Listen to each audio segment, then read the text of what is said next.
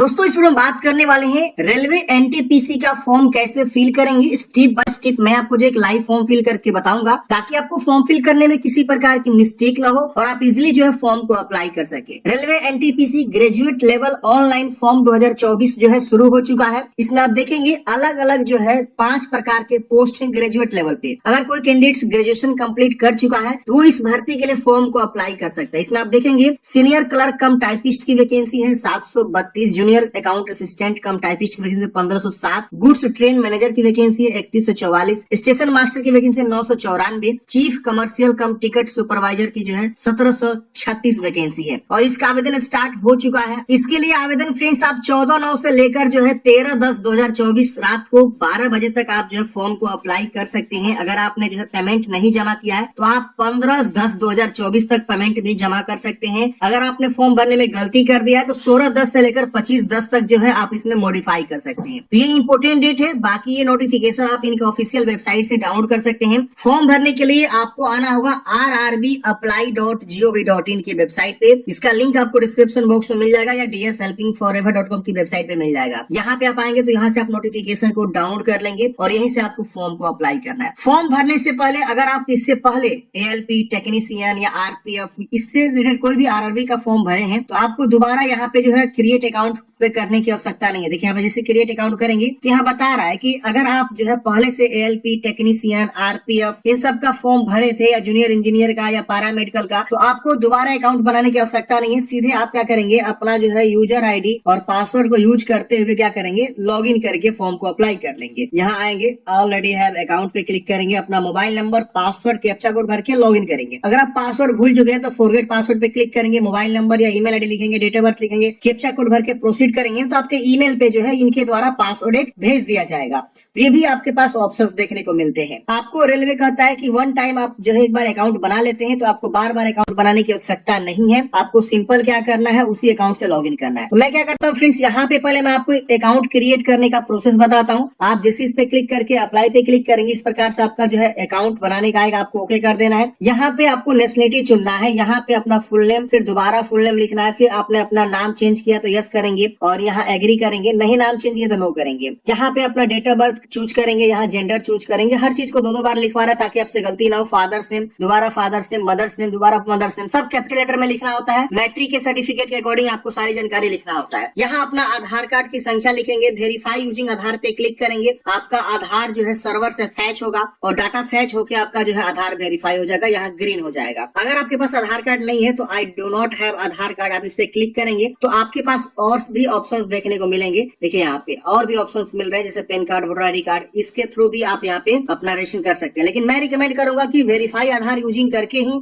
आप यहाँ पे अपना अकाउंट बनाएं। यहाँ ईमेल एड्रेस लिखेंगे और सेंड OTP पे क्लिक करेंगे, ईमेल पे OTP जाएगा, OTP को वेरीफाई कर लेंगे। यहाँ मोबाइल नंबर लिखेंगे, सेंड मोबाइल पे क्लिक करेंगे, आपके मोबाइल पे OTP जाएगा, इसको वेरीफाई कर लेंगे। एक पासवर्ड आप बना लेंगे, जैसा चाहे वैसा आप पासवर्ड बना सकते हैं। Capital letter, small letter, special character वगैरह यूज करते हुए आपको इन सब कॉम्बिनेशन को यूज करते हुए आपको पासवर्ड बनाना है। फॉर एग्जाम्पल मान लीजिए आपका नाम राजू है तो RA कैपिटल में R रख लीजिए और JU@1234567 ऐसे करके आप पासवर्ड को बना सकते हैं। तो इसी तरह से हूबहू पासवर्ड यहाँ लिख लेंगे, फिर इस कैप्चा कोड को भर के preview and create an account पे क्लिक करेंगे। जैसे आप preview and create an account पे क्लिक करेंगे प्रीव्यू पेज खुलेगा। आप जानकारी को वेरीफाई करेंगे कि हाँ मेरा सारा जानकारी सही है, अगर उसमें कुछ भी गलती है तो आप उसे सुधार करेंगे, नहीं गलती है तो सबमिट कर देंगे, आपका अकाउंट जो है क्रिएट हो जाएगा। जैसे आपका अकाउंट क्रिएट हो जाता है फ्रेंड्स आप यहाँ पे लॉग इन हेयर का ऑप्शन मिलता है, इस पे क्लिक करेंगे, अपना मोबाइल नंबर और जो अपने पासवर्ड बनाया था वो पासवर्ड लिखेंगे, कैप्चा कोड भर के आपको लॉगिन कर लेना है। लॉगिन करते हैं फ्रेंड्स आपका डैशबोर्ड इस प्रकार से ओपन हो जाता है। अब आपको यहाँ पे ऑनलाइन एप्लीकेशन पे क्लिक करना है। जैसे आप इस पे क्लिक करेंगे तो यहाँ पे आप देखेंगे तो ऊपर में ही आपको एनटीपीसी का जो है फॉर्म देखने को मिलेगा ग्रेजुएट पोस्ट के लिए। अब यहाँ पे आपको चूज करना है कि आप किस जोन से फॉर्म भरना चाहते हैं, तो जोन वाइज वैकेंसी आपको एक बार देखना होगा। अब देखिए वीडियो को कंटिन्यू करने से पहले आपको बताना चाहूंगा अगर आप किसी बेहतरीन बुक की तलाश कर रहे हैं तो आप देख सकते हैं दिशा पब्लिकेशन का जो है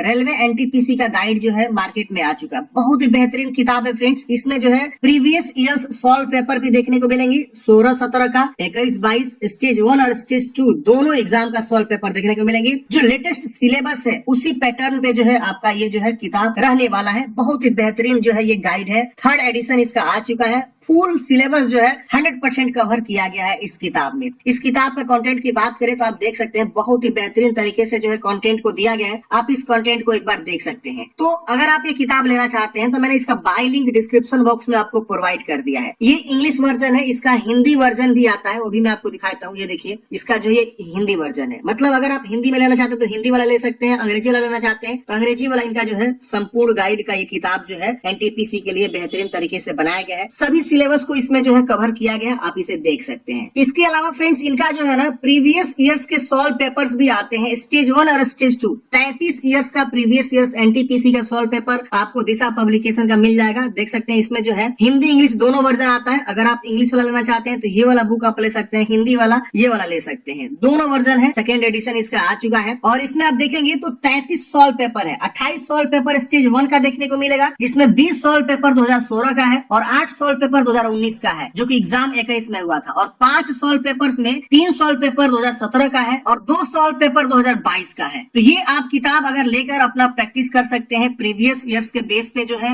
आगे भी क्वेश्चंस पूछे जाते हैं, तो इससे आपको पैटर्न पता चलेगा, बहुत सारी चीजें पता चलेगी किस तरह से क्वेश्चन पूछे जाते हैं। मैं हमेशा रिकमेंड करता हूँ फ्रेंड्स की प्रीवियस ईयर्स जरूर आप लोग सॉल्व करें, कोई भी एग्जाम हो, इससे आपको बहुत सारी चीजें पता चल जाती है। तो ये मैंने आपको दो जो है किताब बताया, एक गाइड और एक मैंने आपको बताया यहाँ पे प्रीवियस ईयर्स 33 वर्ष का जो है previous years question papers solve के साथ। तो ये आप दोनों किताब जो है ले सकते हैं। दोनों का लिंक मैंने आपको डिस्क्रिप्शन बॉक्स में प्रोवाइड कर दिया है। बहुत ही बेहतरीन किताब है, दिशा पब्लिकेशंस का है। अब चलिए जानते हैं कैसे आपको फॉर्म को भरना है। तो मैंने आपको यहाँ पे बताया कि सबसे पहले आपको यहाँ पे जो है ना आरआरबी चूज करना होगा, किस आरआरबी से आप जो फॉर्म भरना चाहते हैं। तो आरआरबी में आप देखेंगे तो तमाम यहाँ पे आरआरबी आपको देखने को मिलेगा। अब आपको कैसे पता चलेगा किस आरआरबी में कितनी वैकेंसी है, तो इसके लिए फ्रेंड्स आपको ना नोटिफिकेशन देखना होगा। नोटिफिकेशन के सबसे लास्ट पेज पे आना होगा। अब देखिए आरआरबी आप लोग सोच समझ के डालिएगा। अब देखिए यहाँ पे सारे आरआरबी का नाम दिया हुआ है, किस आरआरबी में कितनी वैकेंसी है यहाँ पे आपको देखने को मिल जाता है। और वहाँ पे जैसे आप सबसे नीचे आएंगे ना पेज नंबर 62 से, तो यहाँ पे आपको वैकेंसी का टेबल देखने को मिलेगा। पोस्ट वाइज वैकेंसी दिया हुआ है। इसके अलावा आपको ना कैटेगरी वाइज भी वैकेंसी को दिखाया गया है, किस कैटेगरी में कितनी वैकेंसी है, मतलब कास्ट में, जनरल में, ओबीसी में, एससी में, एसटी में आप देखेंगे। अब यहाँ पे देखेंगे तो इस तरह से जो है ये अहमदाबाद आरआरबी का जो है ये 516 पद है। अब यहाँ पे स्टेशन मास्टर के यहाँ पे 71 पोस्ट है। गुड्स ट्रेन मैनेजर के जो है 244 पोस्ट है। ऐसे आप देख लेंगे।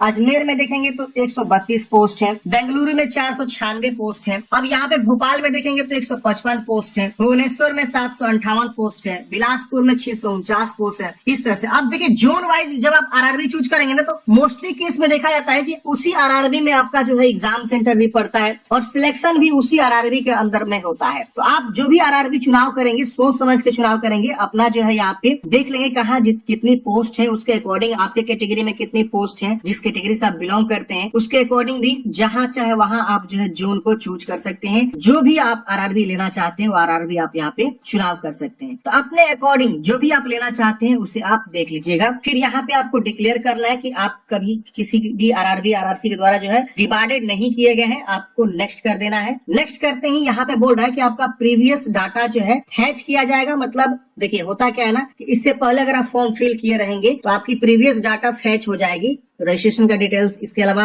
आप एएलपी एनटीपीसी का फॉर्म मतलब इससे पहले टेक्नीशियन का फॉर्म भरे होंगे तो वो डाटा फैच होगा। चलिए मैं इसे क्लोज करता हूं और यहाँ पे आप देखेंगे तो आपकी बहुत सारी इन्फॉर्मेशन जो शो होगी और ये स्पेशल जो है 5 स्टेप में आपको फॉर्म को भर देना है। अब देखेंगे तो ऊपर में आपको बहुत सारी जानकारी फिलअप्ड मिलेगा, जैसे कि आपका पूरा डिटेल्स फिलअप्ड मिलेगा। अब यहाँ पे आपको बताना है मैरिड है कि अनमैरिड है, रिलीजन बताना है, मदर टंग आपका क्या है, मातृभाषा। यहाँ पे आपको लैंग्वेज का चॉइस करना है कि किस लैंग्वेज में आप एग्जाम देना चाहते हैं, हिंदी में, इंग्लिश में, गुजराती में। इस तरह से आप देखेंगे तो तमाम जो है लैंग्वेज है। अगर आप हिंदी चूज करेंगे तो हिंदी इंग्लिश दोनों में रहेगा। अगर आप इंग्लिश चूज करें तो सिर्फ इंग्लिश में ही आपका जो है क्वेश्चन पेपर मिलेगा। गुजराती चूज करेंगे तो गुजराती प्लस इंग्लिश रहेगा। अगर आप जो है मलयालम चूज करते हैं तो मलयालम प्लस इंग्लिश। तो ऐसे आपका जो है ये एग्जामिनेशन का जो है लैंग्वेज होता है। आपके बॉडी में क्या पहचान है यहाँ पे आपको बताना है। परमानेंट विजिबल मार्क्स 2 और मार्क 1, जैसे तिल का निशान, कटा का निशान, जला का निशान, ऐसे आपसे पूछा जा रहा है। जिसमें यहाँ पे लिखा mole on forehead no mark, इस तरह से आप लिख सकते हैं। अगर दूसरा उतना मार्क्स आपके बॉडी में नहीं है तो लिख दीजिए। अब यहाँ पे आपको कम्युनिटी डिटेल्स बताना है, आप किस जाति से बिलोंग करते हैं। अगर आप जनरल से हैं तो जनरल में कोई भी जाति सर्टिफिकेट नहीं मांगा जाता है। अगर आप SC ST या OBC या EWS से आएंगे तो अपना जो है जाति सर्टिफिकेट देना होगा। अगर आप OBC से आएंगे तो OBC मान लीजिए आप चूज करते हैं तो यहाँ बोल रहा है कि अगर आप सेंट्रल गवर्नमेंट ऑफ इंडिया के एज SC ST जो है आप एलिजिबल रहेंगे, उसी के अकॉर्डिंग रिजर्वेशन आपको मिलेगा इंडियन रेलवे में। आपको यहाँ पे अंडरस्टैंड एंड एग्री कर लेना है। अब यहाँ पे आपसे पूछेगा कि आप OBC नॉन क्रीमिलियर हैं। अगर आप नॉन क्रीमिलियर हैं तो यस करेंगे, और यहाँ पे आपको बोल रहा है कि आपको जो है नॉन क्रीमिलियर का reservation OBC NCL must ensure that he possesses caste community certificate and does not fall creamy layer. मतलब क्या कि यहाँ पे नॉन क्रीमिलियर का सर्टिफिकेट आपको यहाँ पे देना होगा, कास्ट सर्टिफिकेट कम्युनिटी सर्टिफिकेट आपको देना होगा, और आप जो क्रीमिलियर के अंदर नहीं फाइल करते हैं क्लोजिंग डेट से पहले, तो ये चीज आपको देखना होगा। और आपको जो OBC सर्टिफिकेट NCL वाला जो है प्रोड्यूस करना होगा डॉक्यूमेंट्स वेरिफिकेशन के समय में। ये सारी चीजें आपको बताया गया है, आपको अंडरस्टैंड एग्री कर लेना है। अब देखिए यहाँ पे नॉन क्रीमिलियर में कौन आता है। अगर आप नॉन क्रीमिलियर में आएंगे तो आपकी फैमिली इनकम 8 लाख से कम होना चाहिए, तो आप यहाँ पे यस करके नॉन क्रीमिलियर में बता सकते हैं। सिर्फ OBC कैंडिडेट्स के लिए होता है क्रीमिलियर नॉन क्रीमिलियर। अगर आप क्रीमिलियर से आएंगे तो आपकी फैमिली इनकम 8 लाख से एबव है तो आप क्रीमिलियर के अंतर्गत आएंगे, तो उसके अकॉर्डिंग आप यहाँ पे देख लीजिएगा क्या आपका रहेगा। फिर आप कास्ट सर्टिफिकेट नंबर लिखेंगे, अपना इश्यूइंग अथॉरिटी लिखेंगे, कहाँ से आपने बनवाया हुआ है। यहाँ देखेंगे तालुक मजिस्ट्रेट से, तहसीलदार है, इसके अलावा रेवेन्यू ऑफिसर का भी यहाँ पे ऑप्शन है। आजकल बिहार में ज्यादातर RO ही बना रहा है रेवेन्यू ऑफिसर, तो ये भी ऑप्शन देखने को मिलेगा। मजिस्ट्रेट का भी ऑप्शन है, DM का भी, कलेक्ट्रेट का भी, बहुत सारे ऑप्शंस आपको देखने को मिल जाते हैं। तो जहां से भी आपने बनवाया वो आप चुनाव करेंगे, किस राज्य से बनवाया वो चुनाव करेंगे, कब आपने बनवाया हुआ ये भी आप यहाँ से चुनाव कर लीजिएगा। इसके बाद आता है यहाँ पे नीचे में आपको परमानेंट एड्रेस। और हाँ, अगर आप SC से आएंगे तो SC के लिए भी यहाँ पे अपना जाति सर्टिफिकेट देना होगा और उसको अपलोड करना होगा यहाँ पे। अब OBC में क्या था कि यहाँ पे अपलोड करने का ऑप्शन नहीं आ रहा था, लेकिन यहाँ पे आपको जाति सर्टिफिकेट क्या है 500 KB से कम PDF में अपलोड करना है। अगर आप EWS से आएंगे तो EWS का सर्टिफिकेट जो भी होता है वो आप यहाँ पे अपना सर्टिफिकेट नंबर, इश्यूइंग अथॉरिटी और कब आपने बनवाया ये चीज आपको जरूर मेंशन कर देना है। SC ST में अपलोड भी करना है सर्टिफिकेट वगैरह जानकारी देने के बाद भी। देखिए यहाँ पे इस तरह से सर्टिफिकेट नंबर, इश्यूइंग अथॉरिटी, कब आपने बनवाया हुआ है, और आप ट्रेवलिंग पास जो है लेना चाहते हैं कि नहीं, आप यस कर लीजिएगा। और यहाँ पे नियरेस्ट रेलवे स्टेशन का भी नाम जरूर मेंशन कर दीजिएगा। ये सिर्फ SC ST को ही मिलता है, आपको फ्री में जो है एग्जाम मतलब जाने के लिए, एग्जाम सेंटर जाने के लिए आपको ट्रेवल पास मिल जाता है। कोई TT वगैरह चेक नहीं करेगा, वो ट्रेवल पास दिखा देंगे कि तो कोई चेक नहीं करेगा। अब उसको आप अपलोड कर देंगे डॉक्यूमेंट्स को, मतलब उसका सर्टिफिकेट को। तो ये सारी चीजें हैं। अब यहाँ पे आता है पोस्टल एड्रेस, परमानेंट एड्रेस आपको भरना है। यहाँ पे सबसे पहले राज्य चूज करेंगे, किस राज्य से बिलोंग करते हैं। डिस्ट्रिक्ट चूज करेंगे, डिस्ट्रिक्ट आपका जो भी है यहाँ पे आएगा आप चूज कर लीजिएगा। यहाँ पे एड्रेस चूज करना है, जो भी आपका प्रॉपर एड्रेस है अच्छे से एड्रेस को लिखेंगे, विलेज, पोस्ट, थाना जो भी है अच्छे से लिख लीजिएगा। यहाँ पे अपना विलेज और या टाउन या सिटी तीनों में से कोई लिख सकते हैं। पिन कोड लिखना है और इसको टिक करेंगे, सेम परमानेंट एड्रेस की तरह कॉपी हो जाएगा प्रेजेंट एड्रेस भी। अगर जो है परमानेंट एड्रेस प्रेजेंट एड्रेस अलग है तो अलग अलग भी आप यहाँ पे लिख सकते हैं। फिर यहाँ पे आपको जो है ना नेक्स्ट कर देना है सेव करके। अब अगले स्टेप में यहाँ पे आपको जो है एक्स सर्विसमैन के बारे में पूछना है। आप एक्स सर्विसमैन है तो यस करेंगे वरना नो करेंगे। आप विकलांग है तो यस करेंगे वरना नो करेंगे। आपको स्क्राइब चाहिए, विकलांग कैंडिडेट्स को यहाँ पे स्क्राइब की आवश्यकता होती है, तो अगर चाहिए तो यस करेंगे वरना नो करेंगे। यहाँ पे आप EBC से आते हैं तो आप यहाँ पे यस करेंगे। और यहाँ पूछेगा कि आपका जो है फैमिली इनकम 50,000 से कम नहीं चाहिए सालाना, और आप EBC से आते हैं तो आपके पास जो है BPL कार्ड होल्डर भी होना चाहिए। आप BPL कार्ड ये मतलब है तो आप यहाँ पे EBC यस कर सकते हैं। तो ये सारी चीजें आपको देखना है। अगर आप EBC से आते हैं तो यहाँ अंडरस्टैंड एग्री पे क्लिक करके अपना जो है फ्री ट्रेवल पास जो है आप ले सकते हैं। यहाँ पे यस करके अपना सर्टिफिकेट नंबर, इश्यूइंग अथॉरिटी कब आपने बनवाया हुआ है और डॉक्यूमेंट EBC का अपलोड कर सकते हैं। अगर आप EBC नहीं है तो आप इसे नो करेंगे। यहाँ पे EBC का मतलब हो जाएगा फ्रेंड्स इकोनॉमिकली बैकवर्ड क्लास, तो ये आपको देख लेना है। अब यहाँ पे पूछ रहा है कि आप ऑलरेडी रेलवे में सर्व कर रहे हैं, अगर कर रहे हैं तो यस करेंगे और बताएंगे कि आप जो है NOC कंट्रोलिंग ऑफिसर से आपने अप्लाई किया हुआ है, यस कर देंगे। और यहाँ पे मैंडेटरी भी है DV के समय में। इसके बाद से कैटेगरी बताना है कि आप किस कैटेगरी में काम कर रहे हैं पहले से रेलवे में, तो ये आपको बताना है। अगर आप नहीं करते हैं रेलवे में काम तो आप नो कर दीजिएगा, ये हट जाएगा। अब यहाँ पे करेंट एम्प्लॉयमेंट स्टेटस, अभी आप प्रेजेंट में कहीं काम करें इंक्लूडिंग मतलब रेलवे को हटा के दूसरे ऑर्गेनाइजेशन में जैसे कि सेंट्रल गवर्नमेंट या स्टेट गवर्नमेंट या PSU गवर्नमेंट में, तो आप यहाँ पे बताएंगे, नहीं तो इसे छोड़ेंगे। यहाँ पे आपको अकाउंट के बारे में बताना है। फॉर एग्जाम्पल आपसे पूछा है कि आपका जो है account holder name, account number, confirm account number, IFSC code करके कंफर्म करेंगे। ये आपका बैंक एड्रेस और बैंक का नाम आ जाएगा। ये क्यों मांगा जा रहा है? क्योंकि आपका पैसा इसमें रिफंड होगा। जो आपने 500 रुपया अप्लीकेशन फी दे रहे हैं, अगर आप जनरल OBC से है तो 400 रुपया रिफंड हो जाएगा, जैसे आप पहला स्टेज का एग्जाम दे देंगे। अगर आप SC ST से हैं, फीमेल है, तो आपको 250 रुपया पूरा का पूरा रिफंड हो जाएगा अगर आप पहला स्टेज का एग्जाम देंगे। इसीलिए आपका अकाउंट नंबर मांग रहा है, तो आप अपना ही अकाउंट नंबर दे सकते हैं यहाँ पे, और उसके वजह से से नेक्स्ट कर देंगे। अब अगले स्टेप में फ्रेंड्स यहाँ पे आपको एजुकेशनल क्वालिफिकेशन की जानकारी भरनी है। तो यहाँ पे आप देखेंगे तो सबसे पहले आपको मैट्रिक की जानकारी ऐड करना है। अगर आप पहले से फॉर्म फिलअप किए रहेंगे तो आपको पहले से यहाँ पे मैट्रिक का जो है यहाँ पे जानकारी आपको फिलअप मिलेगा। और यहाँ पे अगर आप फर्स्ट टाइम फॉर्म भरे तो आपको मैट्रिक की जानकारी को ऐड करना होगा। तो मैट्रिक का यहाँ पे क्वालिफिकेशन चूज करेंगे, किस राज्य से आपने मैट्रिक पास किया, किस डिस्ट्रिक्ट से मैट्रिक पास किया, किस बोर्ड से मैट्रिक पास किया, और कब आपका रिजल्ट डिक्लेरेशन होगा। सर्टिफिकेट पे देखिए अच्छे से भर देंगे, रोल नंबर आपका क्या है, और मैट्रिक का सर्टिफिकेट आप यहाँ पे चूज कर लेंगे। 500 के भी से कम पीडीएफ में होना चाहिए और उसके बाद अपडेट कर देंगे। मैट्रिक की जानकारी ऐड करते हैं फ्रेंड्स, आपका मैट्रिक की जानकारी यहाँ पे ऐड हो जाएगा। अब यहाँ पे आपको बैचलर डिग्री की क्वालिफिकेशन को ऐड करना है, और ये वैकेंसी एनटीपीसी जो ग्रेजुएशन लेवल की है तो आपको बैचलर डिग्री चाहिए। अब बैचलर डिग्री चूज करने के बाद से आपको डिसिप्लिन पूछेगा, बैचलर डिग्री सब स्ट्रीम क्या है, आप किस स्ट्रीम से पढ़ाई किए, साइंस, आर्ट्स, कॉमर्स, और भी तमाम तरह के अलग अलग जो है स्ट्रीम हो सकते हैं। तो जो भी स्ट्रीम से आपने पढ़ाई किया वो स्ट्रीम का नाम लिख देंगे। किस राज्य से आपने पढ़ाई किया वो राज्य चूज करेंगे, किस जिला से आपने पढ़ाई किया वो जिला का नाम चूज करेंगे, किस कॉलेज या यूनिवर्सिटी से पढ़ाई किया उसका जो है नाम लिख देंगे, और आपका कब रिजल्ट डिक्लेयर हुआ ग्रेजुएशन का फाइनल वो आप यहाँ पे जो है डेट चूज कर लेंगे मार्कशीट के अकॉर्डिंग देख के सही से। अब यहाँ पूछ रहा है कि do you have a typing proficiency in English या हिंदी एंड कंप्यूटर, आपको जो है टाइपिंग आती है, अगर आती है तो यस करेंगे, हिंदी या इंग्लिश कोई एक आपको बोला गया है, अगर नहीं आती तो नो भी कर सकते हैं। यहाँ बोल रहा है कि अगर आप टाइपिंग प्रोफिशिएंसी मैंडेटरी बता रहा है, candidates must be proficient in typing in Hindi या English language prior to appear the typing speed test for the post of category number 1 और कैटेगरी नंबर 5, मतलब 4 और 5 जो वैकेंसी है उसके लिए टाइपिंग टेस्ट जरूरी है। अगर आप यहाँ नो कर देंगे तो 4 और 5 जो वैकेंसी है यहाँ पे इस वाले टाइपिस्ट वाला में, इसके लिए आप एलिजिबल नहीं हो पाएंगे। तो अगर आपको टाइपिंग आती है तो आप यहाँ यस कर जरूर करिएगा, और उसका जो है यहाँ पे अब आपको क्या करना है फ्रेंड्स, ग्रेजुएशन का जो सर्टिफिकेट मांग रहा है आप यहाँ पे अपलोड कर लेंगे और उसके बाद इसे ऐड कर लेंगे। बैचलर डिग्री की जानकारी ऐड करते हैं फ्रेंड्स, इस प्रकार से देखेंगे ऐड हो जाएगा। अगर आपको लग रहा है कुछ भी गलती कर दी है तो यहाँ एडिट भी कर सकते हैं, एडिट करने का ऑप्शन आपको देखने को मिलेगा। नहीं गलती है तो आप यहाँ पे अपडेट करके यहाँ पे नेक्स्ट कर देंगे। अब नेक्स्ट करते हैं फ्रेंड्स, इस प्रकार से देखेंगे एग्जिस्टिंग फोटो सिग्नेचर आपका इस तरह से जो है फैच हो जाएगा, क्योंकि आपने ऑलरेडी फॉर्म जो है फिलअप किया हुआ है। आप इसे क्लोज करेंगे। अब यहाँ पे देखेंगे तो इस प्रकार से आपका फोटोग्राफ सिग्नेचर यहाँ पे शो करेगा जो अपने प्रीवियस फॉर्म भरा है उसके अकॉर्डिंग। लेकिन अगर आप चाह रहे हैं बदलना तो आप यहाँ से ब्राउज करके दूसरा फोटो भी आप यहाँ पे चूज कर सकते हैं। Sample of few rejection photo दिखाया गया है कि आपका किस प्रकार से फोटो होगा तो रिजेक्ट हो जाएगा, तो आप देख सकते हैं ऊपर में। और यहाँ देखिए ये वाला एक्सेप्टेंस टाइप का फोटो है, तो इस तरह से ही फोटोग्राफ आपको अपलोड करना है। नीचे आएंगे तो यहाँ पे आपको सिग्नेचर का भी आपको अपलोड करने का बताया गया 140 बाई 60 पिक्सल का, यहाँ पे भी गाइडलाइंस वगैरह दे रखा हुआ है। तो आप इसी जो है कंडीशन में फोटोग्राफ सिग्नेचर को अटैच कर लेंगे। आप यहाँ पे मैट्रिक का सर्टिफिकेट देखना चाहते हैं तो आप यहाँ पे व्यू करके जरूर देख लीजिएगा। अब चलिए यहाँ पे हम क्या करते हैं, नेक्स्ट कर देते हैं। अब यहाँ पे आप देखेंगे तो इस प्रकार से आपको जो है ना सिलेक्ट आरआरबी, अब यहाँ पे आपको आरआरबी चूज करना है। अब हमने जैसे कि आरआरबी मुंबई दिया हुआ तो ये मुंबई यहाँ पे दिखा रहा है, स्टार्टिंग में चूज किया था। अब मुंबई के अंदर बहुत सारे जोन हो सकते हैं, यहाँ पे एलिजिबल पोस्ट या जोन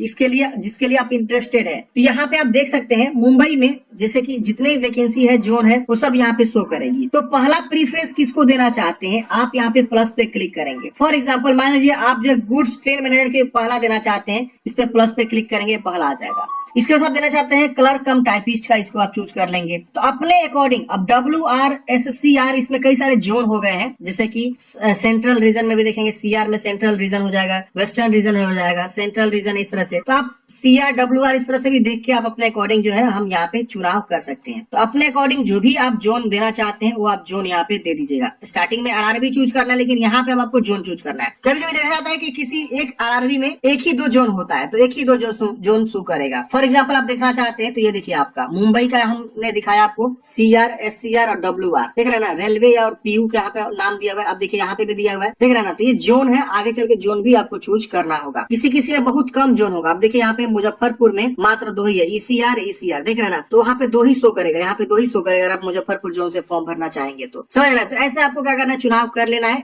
और जो भी आप प्रीफरेंस देना चाहते हैं उसके अकॉर्डिंग ही ऊपर नीचे ही आपको प्रीफरेंस देना है सही से। फिर इसको डिक्लेयर करना है, अपना प्लेस लिखना है, जो भी प्लेस आप जहाँ से फॉर्म भर रहे हैं, और यहाँ पे प्रीव्यू एप्लीकेशन पे क्लिक करेंगे। अच्छा इसको भी बोल रहा है टिक करने के लिए, यहाँ पे टिक कर दीजिए। अब यहाँ पे आपको प्रीव्यू आ जाएगा। अच्छा, और भी यहाँ टिक करना है, यहाँ पे भी टिक करना है। अब यहाँ पे प्रीव्यू आ गया। अब यहाँ पे हम सारी जानकारी को वेरीफाई करेंगे कि हाँ सारा जानकारी मेरा सही है। अगर इसमें कुछ भी गलती है तो एडिट करेंगे, नहीं गलती है तो इसको टिक करेंगे और सबमिट करेंगे। सबमिट करते ही बोलेगा कि आप जो है बाद में करेक्शन नहीं कर सकते हैं, आपको सबमिट कर देना है। अब देखेंगे तो आपका फॉर्म सबमिट हो गया है। नीचे में देखेंगे तो यहाँ पे विथ रोजर पे आपको आएगा ऑप्शन, इस पे क्लिक करेंगे। आपको 500 रुपीज एप्लीकेशन फी लगेगा, मतलब जो आपके कैटेगरी उसके अकॉर्डिंग। अगर आप SC/ST फीमेल रहेंगे तो 250 रुपए लगेगा, जनरल EWS OBC रहेंगे तो 500 रुपए एप्लीकेशन फी लगेगा। तो यहाँ पे आपके पास नेट बैंकिंग HDFC का है, पे यूजिंग कार्ड्स जो भी है, यहाँ पे QR कोड का भी ऑप्शन है, UPI QR code, card, net banking, ये भी ऑप्शन है। जो भी ऑप्शन के थ्रू पेमेंट जमा करना चाहते हैं उसका चुनाव करेंगे। जैसे हमने यहाँ पे QR कोड चूज किया। अब यहाँ बोल रहा है कि अपना जो UPI